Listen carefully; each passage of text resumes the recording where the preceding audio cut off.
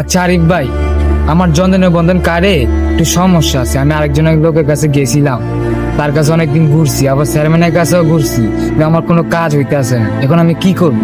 আগে তো তোর জন্ম নিবন্ধনের সমস্যা ছিল, তুই কি কোনো টাকা পয়সা দিছিল? টাকা পয়সা তো দিয়েছিলাম, সরকারের যে একটা ফিল আছে ওটাতে দিয়েছিলাম। আরে বেটা, আগের চেয়ারম্যানে তো জাল ভোট করে টাকা পয়সা খরচ করে চেয়ারম্যানই হয়েছে। তোর তো টাকা পয়সা লাগবে, তুই তো চার ছাড়া আর কিছু দেশ নাই, কারণ তোর কাজটা কি আর কইরা দিব? আর এইবার যে আমরা চেয়ারম্যান করছি, বিপুল ভোটে পাশ করাইছি, তো আমাদের কোনো টাকা পয়সাও দেয় নাই। আমরা তাকে আবার ভালোবাসা বিপুল ভোটে পাশ করাইছি। আমার জানা মতে সে কোনো টাকা পয়সা নিবে না। তো সরকারি যেটা চার্জ আছে ওইটাই সে দিলে তোর জন্ম নিবন্ধনের কাজটা হয়ে যাবে। চল দেখি যাই, কাজটা কইরা আসি তোরটা। আচ্ছা ঠিক আছে, তাহলে চলো। আসসালামু আলাইকুম চেয়ারম্যান সাহেব। ওয়ালাইকুম আসসালাম।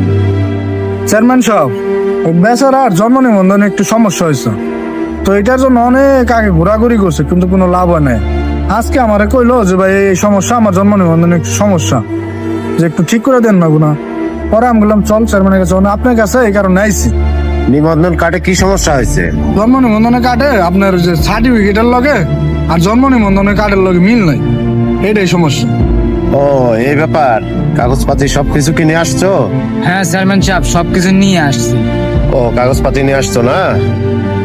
তো একটা কাজ করো, এই কাগজপাতি গুলা আমার এই সচিবের কাছে দিয়ে দাও, আর এক সপ্তাহ পরে তুমি আইসা নিবন্ধনটা নিয়ে যাও, ঠিক আছে? আচ্ছা চেয়ারম্যান সাহেব, ধন্যবাদ। তাহলে এখন আমি আসি। আচ্ছা চেয়ারম্যান সাহেব, আমি একটু কথা বলি আপনাকে। আচ্ছা, কি বলবা বলো? তোমাদের কথা শোনার জন্যই তো চেয়ারম্যান হয়েছি, বলো। এই ছেলেটা গত 2 বছর বুড়ো বেশি ঘোরাঘুরি করছে, তো কখনো এরকম আশ্বাস ওনাকে দেয় নাই যে তোমার জন্ম নিবন্ধনটা কবে পাইবা। তো আপনার কাছে আসলাম, আর আপনি এক সপ্তাহ টাইম দিলেন, বুঝলাম না ব্যাপারটা। তাহলে সে দিল না কেন? আচ্ছা, ছোট্ট করে আমি একটা কথা বলি, সেটা হচ্ছে এর আগের চেয়ারম্যান যে ছিল সে হচ্ছে টাকা পয়সা খরচ করে তারপরে চেয়ারম্যান হয়েছে। আমি কিন্তু টাকা পয়সা খরচ করেও চেয়ারম্যান হই নাই, সবার ভালোবাসাতে আমি চেয়ারম্যান হয়েছি। তো সেই ভালোবাসাই আমি আপনাদের দিতে চাই এই কাজের মাধ্যমে। দোয়া করবেন সবাই। চেয়ারম্যান সাহেব, আপনার কথা শুনে আমার মনটা জুড়িয়ে গেছে। তো আমি মনে করি আমার ভোটটা ইনশাল্লাহ এবার কাজেই লাগছে। আমি যোগ্য ব্যক্তিকে এই ভোটটা দিছি। তো ভালো থাকবেন, আমাদের জন্য দোয়া করবেন।